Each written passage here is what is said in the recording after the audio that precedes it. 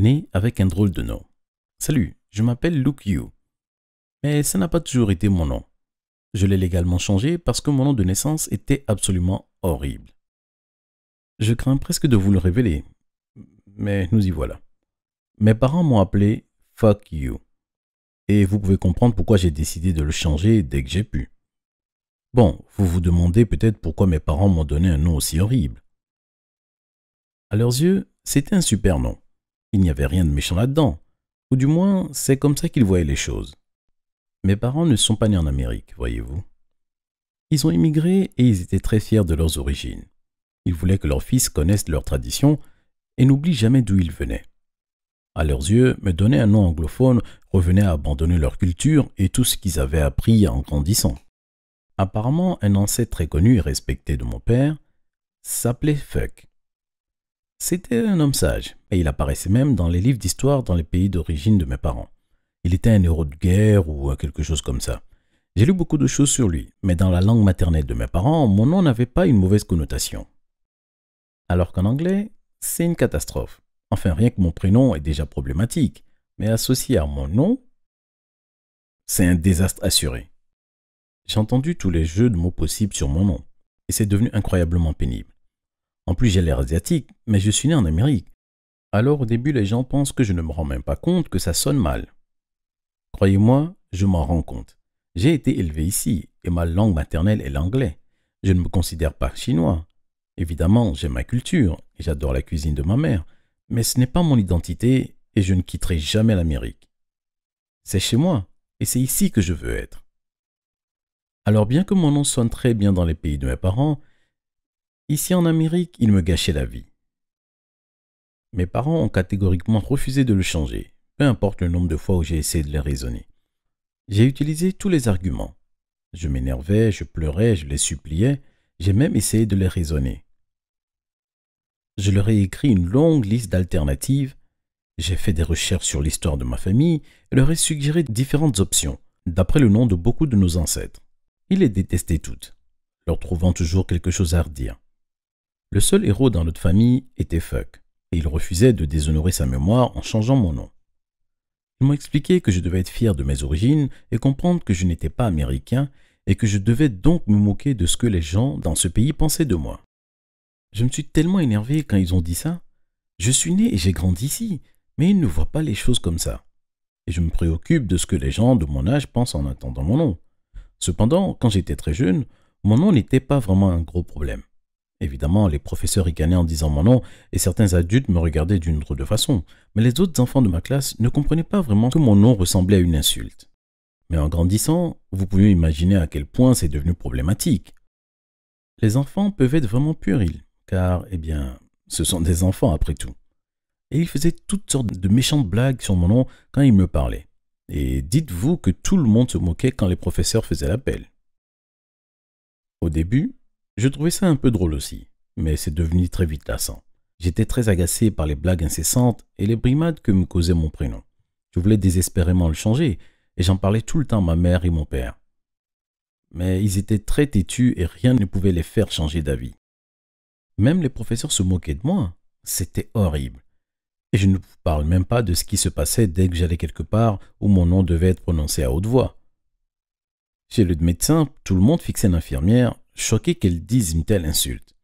Mais ensuite, il comprenait que c'était simplement mon nom et j'entrais dans le cabinet du médecin très gêné. Ou bien, quand j'allais à un entretien d'embauche, les personnes que je rencontrais pensaient que je leur faisais une mauvaise blague. Ils me disaient que je devais prendre l'entretien au sérieux et je leur expliquais docilement que c'était mon vrai nom. Ce n'était pas du tout une blague. Ils avaient l'air si embarrassés et n'arrivaient pas à croire que ce soit la vérité.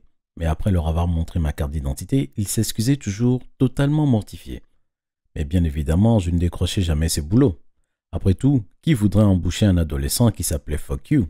La plupart de mes amis comprenaient que c'était un sujet sensible pour moi.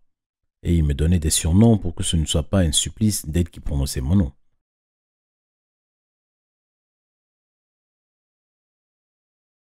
Alors ceux qui étaient proches de moi m'appelaient Fou ou bien Fi.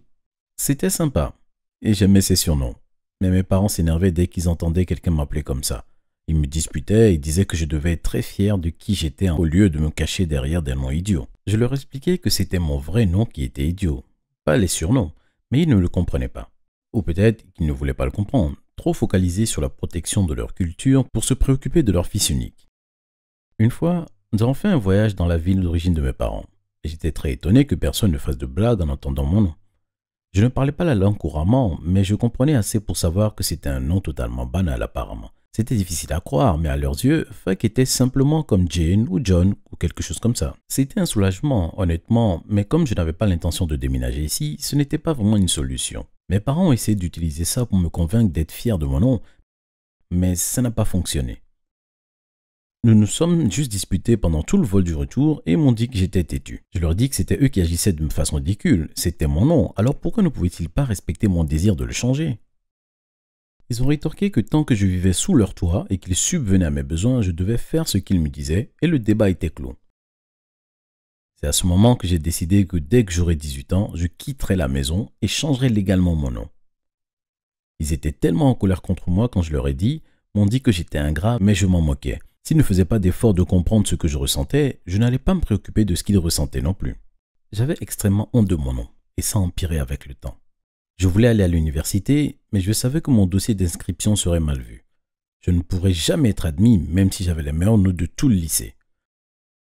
Aucun employeur potentiel ne me prenait au sérieux et se serait paré au bureau des inscriptions. Ils penseraient que je faisais une blague puérile et jetteraient mon dossier à la poubelle. Au lycée, on se moquait de moi tout le temps. C'était compliqué de se faire des amis et j'étais sans arrêt harcelé. Mes parents étaient convoqués par le proviseur plusieurs fois et leur parlaient des horribles choses que les autres étudiants me faisaient subir. Maman et papa croyaient que c'était parce que les Américains étaient ignorants et refusaient toujours de faire ce que je leur demandais. Tout ce que je voulais était un nom normal et je me moquais de nos traditions. Je pouvais apprendre notre langue et notre histoire, mais pourquoi devais-je subir des moqueries incessantes pour être fier de qui j'étais et de qui mes ancêtres étaient? Mes parents refusaient tout simplement de comprendre, et ils étaient toujours aussi têtus. Notre relation en a vraiment pris un coup. Je ne peux pas dire que je me suis jamais bien entendu avec eux. Pendant mon année de terminale, certains élèves ont enfin arrêté de se moquer de moi autant qu'avant, puisqu'ils étaient un peu plus matures. Mais ce n'était toujours pas facile, croyez-moi. J'aimerais pouvoir dire que les adultes ne me jugeaient pas par rapport à mon nom, mais ce n'est pas du tout vrai. Les personnes âgées peuvent être tout aussi méchantes et cruelles que les enfants et les adolescents. La tension entre mes parents et moi n'a fait qu'augmenter alors que j'approchais de mes 18 ans. Ils m'ont dit que si je changeais bel et bien mon nom quand j'aurais l'âge de le faire, ils me déshériteraient. J'étais tellement en colère qu'ils soient prêts à me faire ce genre de menaces. Je leur ai dit que c'était ma vie et que je méritais de pouvoir vivre comme je l'entendais. Ils ont rétorqué que je devais respecter mes ancêtres. C'était le point de non-retour, car aucun d'entre nous n'allait changer d'avis. Alors, quand j'ai eu 18 ans, j'ai fini par déménager. Je suis allé à l'université et ils ont continué d'essayer de me convaincre de ne pas faire ce que j'avais prévu. J'ai pris rendez-vous à la mairie pour changer mon nom légalement. Je ne sais pas comment mes parents l'ont découvert. Peut-être que ma tante leur en avait parlé et qu'ils m'avaient épié sur Facebook ou quelque chose comme ça. Quoi qu'il en soit, ils sont arrivés juste avant que je ne voie le juge et ils m'ont interdit d'aller jusqu'au bout. Je leur ai dit que j'étais un adulte et que je ferais ce que je pensais être le mieux pour mon avenir.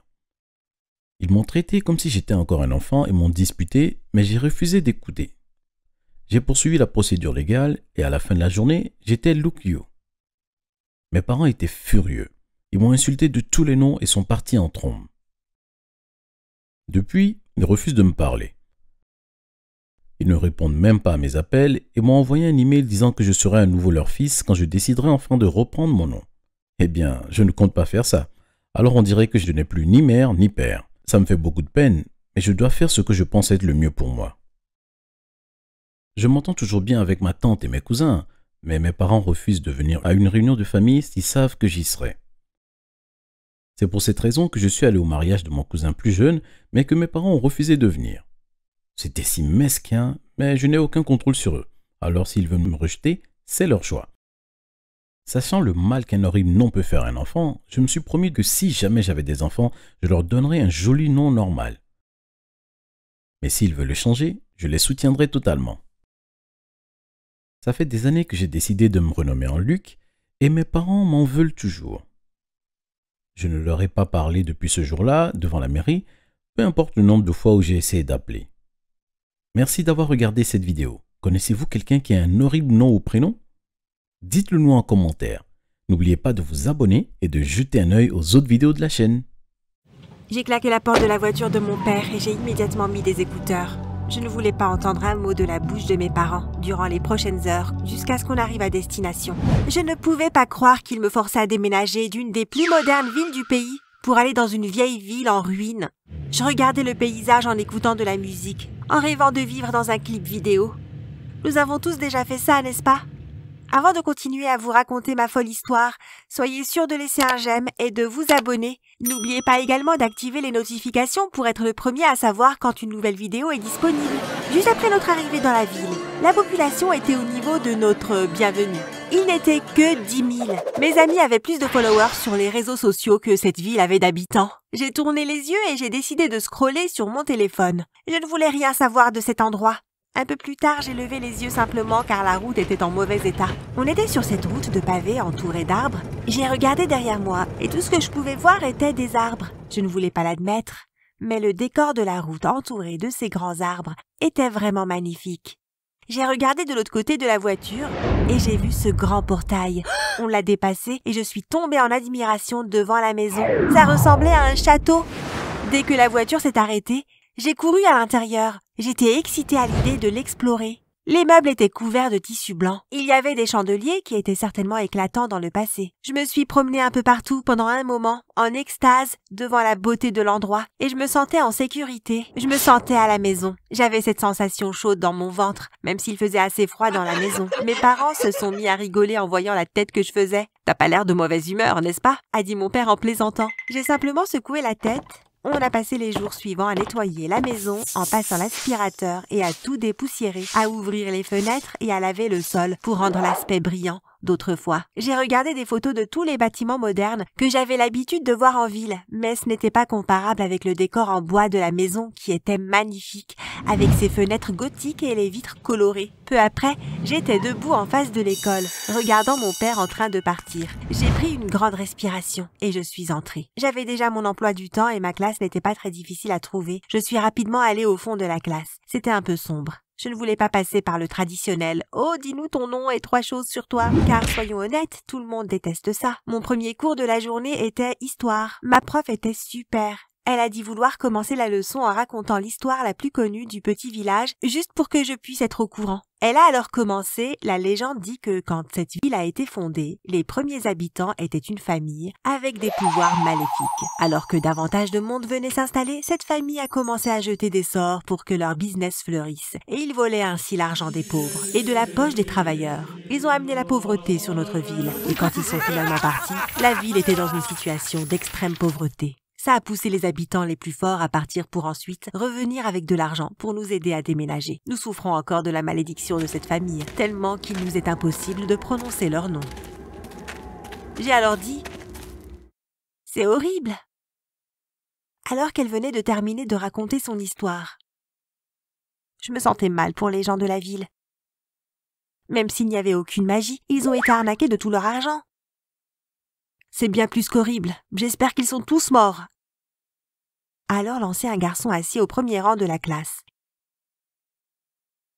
Ils étaient pires que la peste, a dit une fille à côté de moi. L'honnêteté dans cette ville était de mieux en mieux. C'était très intéressant. J'ai passé le reste de la journée à discuter avec beaucoup de personnes. Ils voyaient rarement de nouveaux enfants ou de nouvelles têtes dans ce village. J'étais donc ce nouveau centre d'intérêt. Ils voulaient tout savoir, ce que ça faisait de vivre dans une grande ville entourée de beaucoup de monde. Ils étaient tous normaux, mais un gars a retenu mon attention. Il ne prêtait aucune attention à moi, alors que tous les autres le faisaient. J'ai alors pris la décision d'aller vers lui et de devenir son ami. Il a pour habitude de s'asseoir au fond de la cafétéria, à une petite table, tout seul. J'ai quitté la table bondée, là où j'étais assise, j'ai pris mon plateau et je me suis avancée vers lui. Je lui ai alors demandé « Je peux m'asseoir ?» Mais il s'est simplement contenté de grommeler. Je l'ai pris pour un oui. Et je me suis assise. J'ai dit « Je m'appelle Abby, et toi ?» Il marmonna « Jay ». J'ai continué à lui poser des questions, rien de très long. Je voulais qu'il se sente à l'aise. Je n'espérais pas grand-chose, mais après n'avoir reçu que des réponses en un seul mot, j'en ai eu marre. Et je lui ai simplement dit « Est-ce que je t'ai fait quelque chose ? Pourquoi t'as l'air de me détester ?» Il m'a regardé droit dans les yeux, et j'en ai eu la chair de poule. Il a dit, tu as eu la possibilité de vivre ailleurs qu'ici, alors que je serais prêt à tuer pour partir, mais tu as tout gâché en revenant ici. Je ne l'ai jamais vu dire autant de mots. Il a pris son plateau et est parti le poser. Puis il est sorti de la cafétéria. Je suis restée assise là pendant un moment. Une fois rentrée chez moi, j'ai eu une idée de comment devenir l'amie de Jay. J'ai pris un album photo vide et un tube de colle, puis je me suis mise au travail. Le lendemain, je l'ai tapoté sur l'épaule et je lui ai donné l'album rempli de photos de magnifique architecture et moderne et tout ce qu'on pouvait voir dans une grande ville. J'ai laissé une note qui disait « Regarde ça pour échapper de la réalité ». Quand je l'ai vu plus tard dans le couloir, j'étais nerveuse, mais il m'a souri et m'a donné plein de réponses quand je lui ai parlé après. Moi et Jay avons commencé à traîner ensemble tout le temps. J'ai commencé à avoir des sentiments pour lui, et vice-versa. Je savais qu'il ne ferait jamais le premier pas, alors j'ai commencé. Je lui ai demandé de devenir mon petit ami. Et même s'il hésitait au début, il a répondu oui. Quelques jours après, on est allé à une fête chez des amis. La musique résonnait et la maison était remplie de monde. Moi et Jay, nous sommes assis dans un coin, mais on ne pouvait pas s'entendre parler, sauf de près et à haute voix. Nous sommes alors sortis dans le jardin et nous avons trouvé une clairière derrière des arbres. Nous nous sommes couchés là pendant des heures et parlant du futur. Il a dit « Imagine un peu qu'on soit ensemble pour toujours ». Je lui ai demandé « Tu veux des enfants ?» Il a hoché la tête. J'ai alors ajouté « Quel sera leur nom de famille ? Quel sera leur nom de famille ?» Il y a réfléchi pendant une seconde. Il a répondu « Probablement le mien, n'est-ce pas ? C'est souvent comme ça, non ?» J'ai dit « Je porte le nom de ma mère. Je ne sais pas pourquoi. Mon père est bien plus cool. J'aurais dû être Abby Holloway. » Jay est resté silencieux. Je l'ai regardé et j'ai vu l'expression sur son visage. Il m'a demandé « Holloway ?» Comme s'il ne pouvait pas en croire ses oreilles. Il a dit quelque chose à voix basse que je n'ai pas entendu. Puis il m'a dit qu'il se faisait tard et qu'il devait rentrer. Il m'a raccompagnée chez moi pour la première fois cette nuit-là. C'était également la dernière fois, mais je ne le savais pas encore. Plus on s'approchait de chez moi et plus il devenait agité. Il avait la chair de poule. Même s'il faisait chaud, j'ai essayé de le pousser légèrement pour s'amuser. Mais à chaque fois qu'il me regardait, il semblait avoir vu un fantôme. Nous sommes finalement arrivés devant la porte de chez moi. Il a alors dit la voix tremblante. C'est bien là que tu vis ? J'ai répondu « Ouais, pourquoi ?» Il a lancé « Es-tu une Holloway ? Tu es une sorcière !» J'ai secoué la tête et j'ai essayé de le toucher, mais il a bondi hors de portée. Il m'a crié dessus « Tu es une Holloway ! Une fichue sorcière !» Il a commencé à me dire plein de choses blessantes et j'ai commencé à pleurer. Je lui ai alors répondu « Non, ce n'est pas vrai !» Il a finalement dit « C'est ta faute si je suis coincée dans cette ville !» Puis il est parti. J'ai ouvert la porte avec ma clé rouillée et j'ai couru à l'intérieur, les larmes coulant sur mon visage. Il n'y a même pas une heure, on parlait d'avoir des enfants et maintenant il me traite de sorcière et s'enfuit. Ma mère était dans le salon. Je lui ai tout raconté de ce qui s'est passé. Et son visage est devenu tout pâle. Elle a alors crié vers mon père. « Charles !» Il a descendu les escaliers en panique. Ma mère a alors dit à mon père. Elle l'a dit à quelqu'un. Son visage s'est figé et il s'est mis à trembler. Il a alors dit « On doit partir », en essayant d'empêcher sa voix de trembler. J'étais perdue, je ne savais pas ce qui se passait, mais ma mère m'a amenée dans ma chambre et m'a dit de faire mes valises. Je pleurais toujours à cause de Jay et j'avais peur à cause de l'état de mes parents. Mes mains tremblaient, ils m'ont appelée au rez-de-chaussée et je me suis précipitée avec mes sacs. Je leur ai dit en pleurant « Maman, papa, qu'est-ce qui se passe ?» Et puis, tout ce que j'ai vu était du jaune et de l'orange. Des lumières jaunes et oranges envahissaient la maison, passant à travers les fenêtres que j'adorais. J'ai entendu de faibles voix devenir de plus en plus bruyantes et la lumière devenait de plus en plus vive. Je pouvais deviner que ça venait de la porte d'entrée. Ma mère me tenait par l'épaule. Mais je me suis éloignée et je suis montée à l'étage pour voir l'extérieur depuis une fenêtre. J'ai vu Jay tenant une fourche et une lampe torche et toute la ville était derrière lui, chantant « Brûlons les sorcières !» J'avais l'impression d'être dans un livre. Ma mère m'a attrapée par les habits et m'a fait descendre au rez-de-chaussée. Mon père et ma mère m'ont conduit au sous-sol glaçant. Ma mère a déplacé un coffre à côté, pendant que mon père attachait une longue corde à nos sacs. Ma mère a pris une lampe torche et a commencé à ramper à travers les toiles d'araignée. Je pleurais encore et j'hésitais à les suivre, mais c'est à ce moment qu'on a entendu une vitre se casser à l'étage. Puis ma mère m'a tirée dans le tunnel.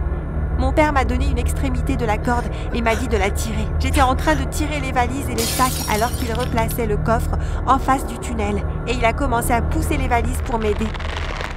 Avec les larmes aux yeux, je rampais en me blessant la paume de mes mains et mes genoux sur le sol en pierre du tunnel. Mes bras étaient sur le point de lâcher quand nous sommes arrivés au bout du tunnel. Ma mère a ouvert une trappe couverte de poussière et on a pu sortir du tunnel. Moi et mon père étions en train d'enlever la poussière de nos habits quand on a entendu ma mère essouffler. Je me suis retournée pour voir ce qu'elle regardait et j'ai vu les arbres que j'adorais partir en flammes. On était déjà loin, mais parce que la ville était entourée de plaines, on avait une vue dégagée de notre paradis sur terre partir en flammes. Je pouvais toujours entendre faiblement les habitants chanter leurs chansons pleines de haine. Ma mère et mon père m'ont serré dans leurs bras. Je pouvais entendre et ressentir ma mère qui pleurait à l'intérieur.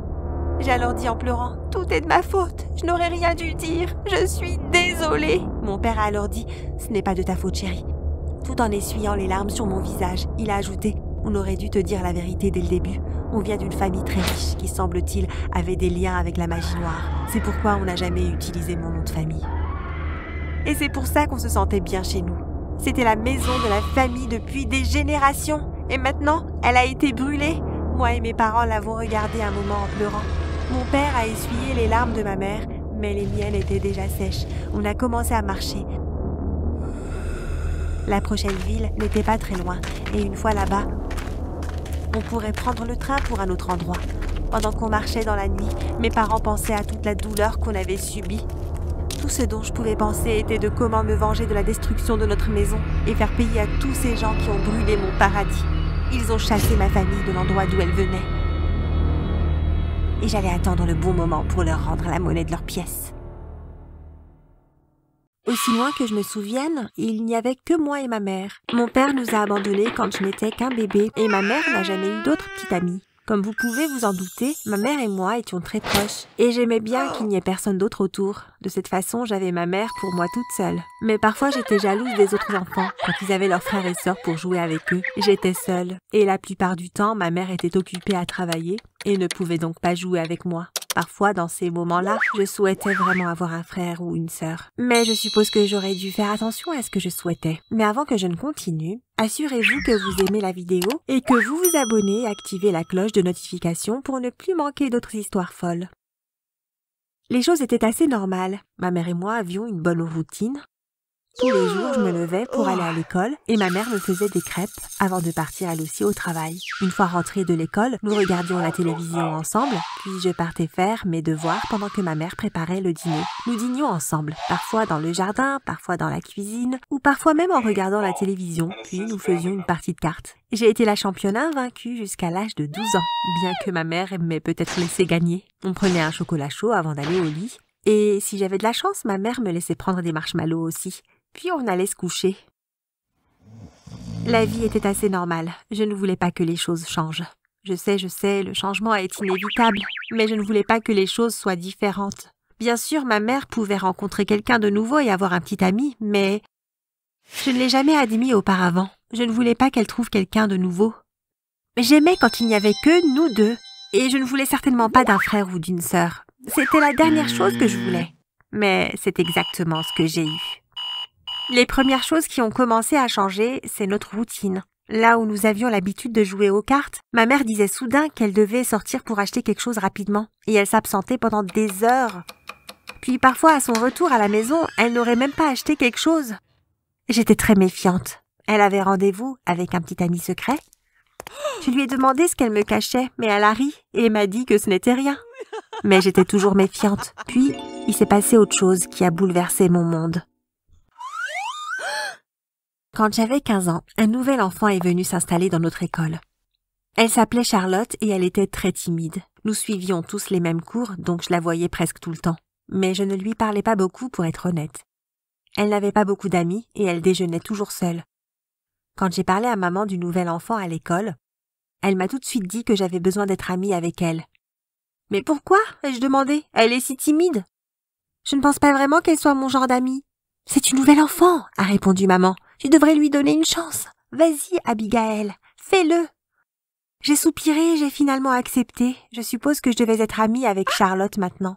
Le lendemain, à l'école, j'ai demandé à Charlotte si elle voulait venir s'asseoir avec nous, et elle était très enthousiaste. Une fois qu'elle s'est familiarisée avec nous, elle n'était plus une enfant aussi timide. Elle a commencé à bavarder beaucoup, et en fait, elle était assez drôle. Je suis même devenue un peu jalouse car il semblait que mes amis aimaient Charlotte plus que moi. Mes amis m'ont même dit que nous nous ressemblions. Je ne le savais pas, mais ils disaient que nous avions les mêmes yeux et la même couleur de cheveux. J'étais ennuyée et j'ai décidé que je ne voulais pas être amie avec Charlotte. Elle pourrait me voler mes amis, mais un jour après l'école, nous sortions ensemble de la classe quand maman est venue me chercher. Elle m'a vue à côté de Charlotte et s'est approchée. « Salut Abigail », a dit maman. Puis elle a regardé Charlotte. « Tu dois être Charlotte ?»« Oui », dit Charlotte en souriant. « Charlotte », dit maman, « tu devrais venir à la maison pour jouer. Je fais des spaghettis à la bolognaise ce soir. Tu veux venir chez nous ?»« Oh, avec plaisir », dit Charlotte avec bonheur. J'étais tellement choquée. Pourquoi ma mère avait-elle fait ça?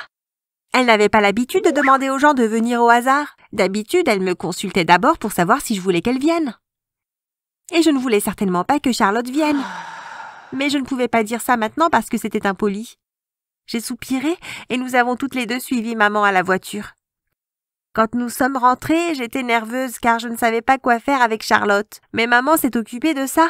C'était plus comme un rendez-vous avec Charlotte et ma mère que moi. Elle a appris à Charlotte à jouer à ce jeu de cartes que nous jouions toujours et j'étais ennuyée de découvrir que Charlotte était encore meilleure que moi. Puis ma mère a allumé la télévision et elle et Charlotte se sont assises sur le canapé pour regarder notre émission préférée, tandis que j'étais assise dans la cuisine, de mauvaise humeur. Nous avons dîné et après ça, ma mère a préparé un chocolat chaud. Elle m'a demandé si j'en voulais un et j'ai dit non parce que j'étais jalouse. Mais maman n'a pas semblé le remarquer. Alors elle et Charlotte ont dégusté leur chocolat chaud avec des marshmallows, alors que je n'avais rien. Pourquoi maman aimait-elle tant Charlotte? Elle ne faisait pas ça d'habitude avec mes autres amis. Qu'est-ce que Charlotte avait de si spécial? Finalement, la soirée s'est terminée et maman a proposé de déposer Charlotte à la maison. Au début, maman a dit que Charlotte pouvait rester chez nous. Non, je pense que c'est mieux si Charlotte rentre à la maison, ai-je répondu. Il y a eu un silence gênant après ça, mais je m'en fichais. Charlotte n'était même pas une vraie amie. Je ne l'aimais même pas tant que ça. Maman a conduit Charlotte à la maison et elle est revenue quelques heures plus tard. Alors, que penses-tu de Charlotte? A-t-elle demandé. Je ne sais pas, j'ai dit. Elle est bien, je suppose. Oh allez, elle est super, a dit maman. Tu devrais vraiment vouloir être son amie. J'étais suspicieuse à l'époque. Pourquoi veux-tu tant que je sois son amie? Ai-je demandé. Maman avait l'air mal à l'aise à ce moment-là. Oh, ce n'est rien, a-t-elle dit. Mais je voyais bien qu'elle mentait. Après ça, maman avait en quelque sorte obtenu le numéro de téléphone de Charlotte. Et cette fois-ci, elle a invité Charlotte sans même me demander. Charlotte venait pratiquement tous les soirs, alors que je ne voulais pas d'elle non plus. J'étais tellement en colère, ce n'était pas juste. Ma mère ne pouvait pas me forcer à être amie avec Charlotte.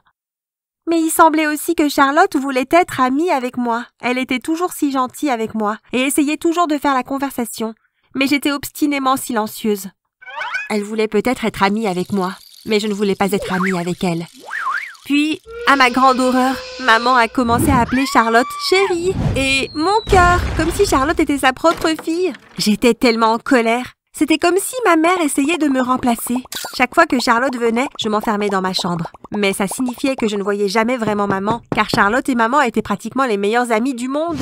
Parfois, maman me demandait de descendre et de passer du temps avec elle, mais je ne l'écoutais jamais. Pendant longtemps, j'ai cru que maman aimait Charlotte plus que moi. Puis un jour, maman nous a proposé de nous emmener tous au zoo pour une sortie. Charlotte vivait à peu près chez nous maintenant. J'ai refusé d'y aller. J'ai dit que je me sentais malade. Mais ce n'était pas vraiment le cas. Je ne voulais juste pas avoir à passer la journée avec Charlotte. Ce n'est pas que je ne l'aimais pas. C'était en fait une personne assez sympathique. Et si ma mère n'avait pas été aussi insistante, j'aurais probablement été son amie. Peut-être même sa meilleure amie. Mais maintenant que Charlotte me volait quasiment ma mère, je ne voulais plus rien avoir à faire avec elle. Je pense que maman pouvait dire que je mentais, mais elle a décidé d'y aller quand même. Ça m'a vraiment fait mal. Ma mère préférait passer la journée avec mon amie plutôt qu'avec sa propre fille. J'ai pensé qu'il fallait juste l'accepter. Ma mère essaye de me remplacer. Pendant qu'elle passait un bon moment au zoo, j'ai décidé d'aller regarder la télévision en bas. Après un certain temps à en avoir marre, j'ai pensé que je pourrais aller dans la chambre de ma mère pour trouver de l'argent pour acheter une glace au magasin. Cela ne la dérangerait sûrement pas. Elle m'a laissé tomber pour le zoo. Mais quand je suis allée dans la chambre de maman, j'ai remarqué qu'un des tiroirs était resté ouvert et je pouvais voir un tableau à l'intérieur.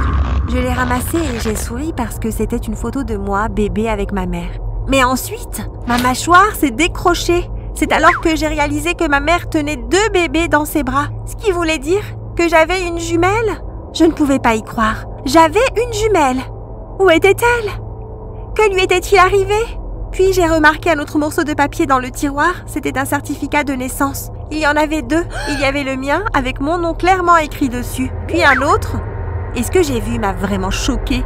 Il y avait écrit « Charlotte ». Charlotte était ma jumelle.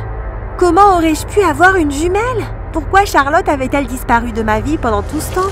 Pourquoi ma mère ne me l'avait-elle pas dit? Toutes ces questions me sont venues à l'esprit. Et puis, j'ai entendu une voiture s'arrêter. Ma mère et Charlotte étaient à la maison. J'ai décidé que je devais les confronter à ce moment-là. J'ai couru en bas et j'ai crié « Charlotte est ma jumelle !» Maman s'est figée, puis elle a soupiré. « Oui, c'est vrai. » Charlotte m'a regardée et elle n'avait pas l'air très choquée. « Tu savais ?» ai-je demandé à Charlotte. Elle a fait un signe de tête. Je n'arrivais pas à y croire. « Tu essayes de me remplacer ?» ai-je crié sur maman. « Quoi ?»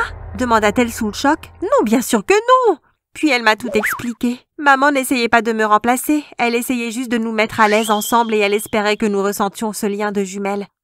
Elle voulait que Charlotte emménage avec nous de façon permanente, mais elle savait que si elle m'avait dit que j'avais une jumelle subitement, j'aurais eu du mal à m'adapter.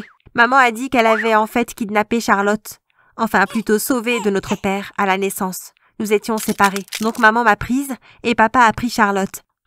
Maman a expliqué que papa était une personne terrible et avait donné à Charlotte une mauvaise vie et que maman avait voulu sauver Charlotte. C'est pourquoi maman avait disparu à des moments aléatoires. Elle avait rendu visite à Charlotte qui vivait maintenant cachée dans un motel. Quand maman a dit ça, Charlotte a acquiescé. J'ai donc compris que c'était vrai. Alors que j'essayais de traiter toutes ces informations, une autre voiture s'est arrêtée dans l'allée. Qui ça peut être? Demandait maman confuse. Et puis un homme est arrivé. « Papa !» a crié Charlotte. J'ai regardé l'homme qui était mon père. Son visage était rouge de rage et il semblait être ivre. Puis sans prévenir, il a fait un bond en avant et a essayé d'attaquer ma mère. J'étais tellement choquée. Tout est arrivé si vite. J'étais pratiquement sous le choc. Mais alors, Charlotte est venue à la rescousse et a poussé mon père et l'a forcé à sortir. Elle a fermé la porte à clé et a immédiatement appelé la police. J'ai réalisé que Charlotte venait peut-être de sauver la vie de ma mère. Notre père a été arrêté pour avoir attaqué ma mère. J'avais tellement peur que ma mère aille en prison pour avoir techniquement kidnappé Charlotte, même si Charlotte était consentante. Mais maman a fini par obtenir la garde de Charlotte, puisque le juge a pu voir à quel point notre père était mauvais. Et moi, j'ai maintenant changé d'avis. En fait, je suis si heureuse d'avoir une jumelle. Je ne m'en étais jamais rendu compte, mais j'avais tant manqué en n'ayant pas de sœur. Je regrette de ne pas avoir pu grandir avec Charlotte, mais nous rattrapons maintenant ces années perdues.